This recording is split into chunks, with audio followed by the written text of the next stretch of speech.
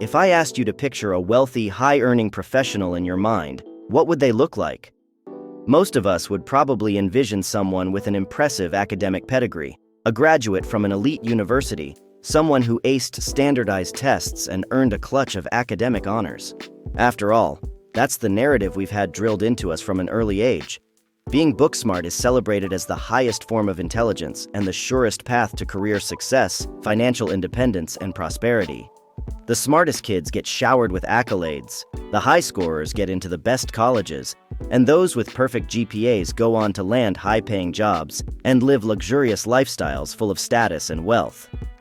But what if that linear trajectory from academic aptitude to financial abundance is more myth than reality?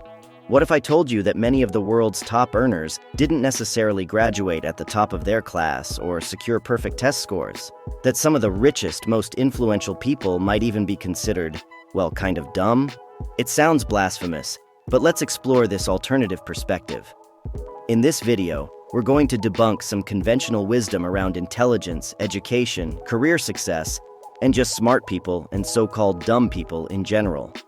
By the end, the goal is to shatter the common illusion that there's only one type of intelligence that leads to wealth, and open your mind to a radically different philosophy of what it truly means to be smart and successful. Let's start by exploring intelligence more deeply. When we talk about intelligence, our minds tend to immediately go to traits like problem-solving ability, memory capacity, and raw processing power for complex information. In other words, the type of smarts that lends itself well to academic environments. We think of the math whiz breezing through calculus exams or the gifted student devouring dense philosophical texts. But as we'll see, there are actually multiple forms of intelligence that can breed success, many of which have nothing to do with classroom performance. In his theory of multiple intelligences, developmental psychologist Howard Gardner identified at least 8 different types. Linguistic intelligence, the capacity to effectively use language to express thoughts and emotions. This intelligence is key for writers, public speakers, lawyers, and poets. Logical or mathematical intelligence, the ability to analyze problems logically through inductive and deductive reasoning. While vital for fields like computer programming and accounting, this is the type most celebrated in academia. Spatial intelligence, related to visual and spatial skills, and the capacity to visualize spatial relationships. This spatial awareness allows people to thrive in careers like design, architecture, and aviation. Musical intelligence, the skill of recognizing musical patterns and creating music. Woven through fields from production to therapy, this intelligence breeds creative expression. Bodily and kinesthetic, the control and movement of one's physical body, and the ability to skillfully handle objects. This aptitude comes in handy for artists, dancers, surgeons, and more. Interpersonal intelligence, the ability to understand and interact effectively with others. This emotional intelligence governs skills like communication, empathy, and influence, invaluable for leaders, teachers, and coaches. Intrapersonal intelligence, having a deep understanding and awareness of one's own emotions, capabilities, and shortcomings. This self-reflective intelligence is key to emotional maturity and personal growth. Naturalistic intelligence, the ability to recognize patterns and relationships in nature, distinguishing different objects, plants, animals, etc. Exceptionally valuable for fields like biology, environmental science, and outdoor recreation. So the traits that make someone an elite student don't necessarily translate into career success or high earnings. While the academic system prioritizes linguistic and mathematical aptitude above all else, many of the highest-paying roles require an entirely different set of skills and mindsets that don't get measured on standardized tests. Take the business world, for example.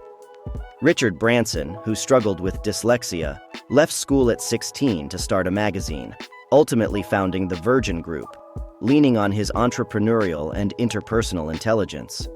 Similarly, Walt Disney dropped out at 16 and, despite being rejected from the army for being underage, went on to revolutionize animation and entertainment by using his extraordinary creative and spatial intelligence. Even Thomas Edison faced significant challenges in school, where he was deemed too stupid to learn anything by one of his teachers due to his difficulties with math and inability to focus.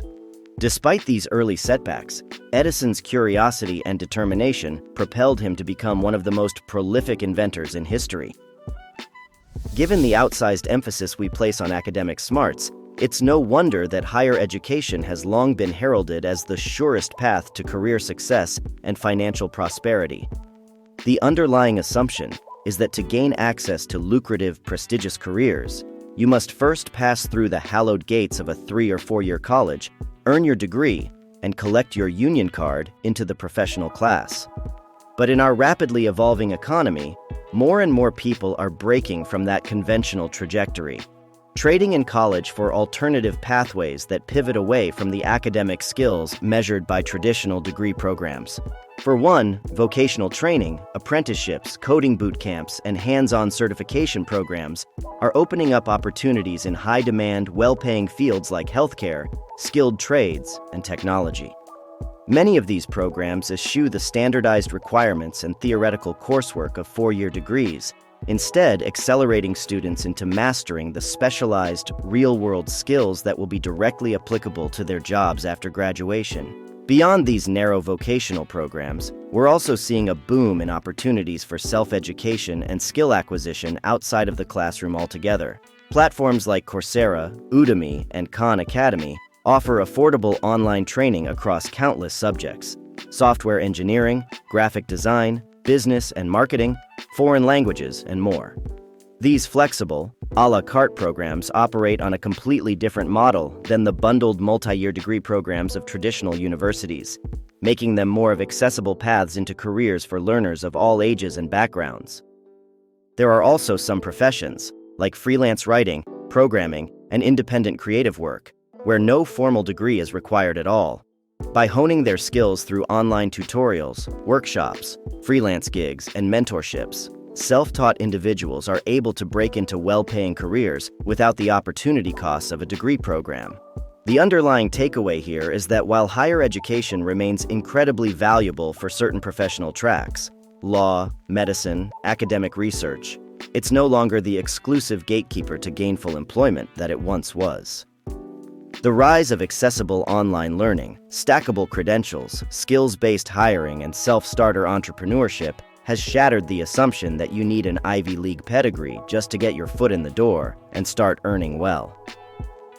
We spend so much time scrutinizing and celebrating the ultra-elite at the highest income levels, like the CEOs making 8 figures, the celebrities and influencers striking multi-million-dollar endorsement deals, or the entrepreneurs valued in the billions. While these stories are certainly captivating, they also breed an unhealthy obsession with ludicrous wealth as the only signifier of real success. The truth is, for the vast majority of people, financial satisfaction exists somewhere in the middle, at income levels well below the 1%, but still high enough to live comfortably and with minimal money anxiety. These less sensationalized stories of middle-class accomplishment may not grab headlines, but they can provide a healthier roadmap and mindset around what constitutes a life well lived. For one man, that could look like owning a small construction business that allows him the freedom to coach Little League baseball for his 2 sons in the afternoons. Sure, he's not getting chauffeured in a limo to work, but with a 6-figure income and passion for mentoring youth, he feels wealthier than many stuck in high-powered finance jobs.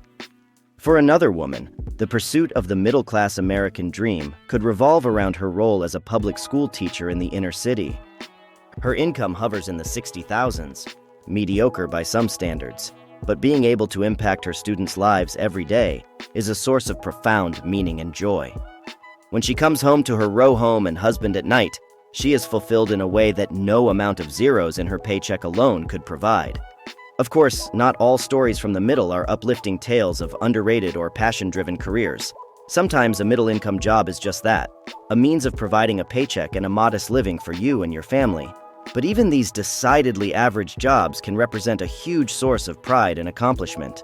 When you reevaluate what truly makes someone successful and happy, you may find that it has far less to do with prestige and income bracket, and far more with values like work-life balance, having a strong community, and deriving meaning from one's labor, qualities that are universal regardless of what size home one owns. Of course, when we envision the profiles of high-powered business leaders and affluent entrepreneurs, we can't just dismiss academic smarts and elite educational pedigrees altogether. Bill Gates has an IQ of 160 and attended Harvard. Elon Musk was admitted to graduate programs at elite universities at the age of 17. Even famously disruptive innovators like Mark Zuckerberg and Steve Jobs were regarded as programming prodigies from an early age.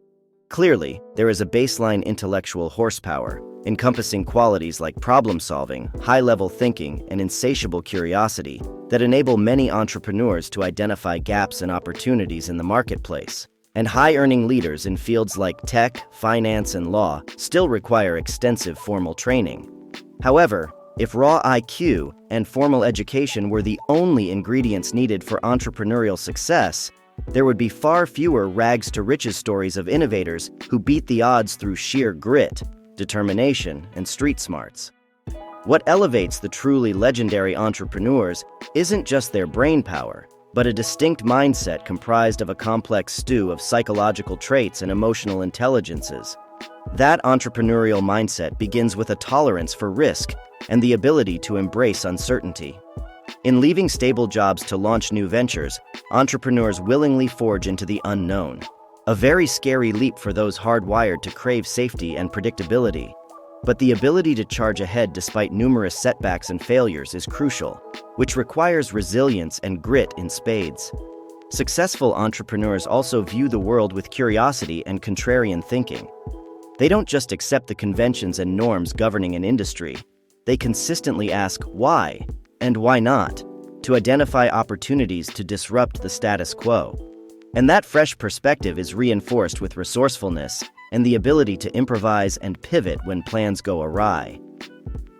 If nothing else, the key takeaway is this: it pays to break away from the reductive, one-size-fits-all notion that financial prosperity can only be achieved by studying hard as a kid, acing all your tests, going to the most prestigious university, and then climbing the corporate ladder with reckless ambition. That narrative is as seductive as it is false, an outdated blueprint that not only limits our definition of what constitutes real intelligence, but prevents us from even understanding what true success and fulfillment look like. Just because someone earns a high income doesn't make them more emotionally happy. And just because someone didn't net a six-figure salary doesn't invalidate the real joy and meaning they carved out through more humble but purpose-driven work.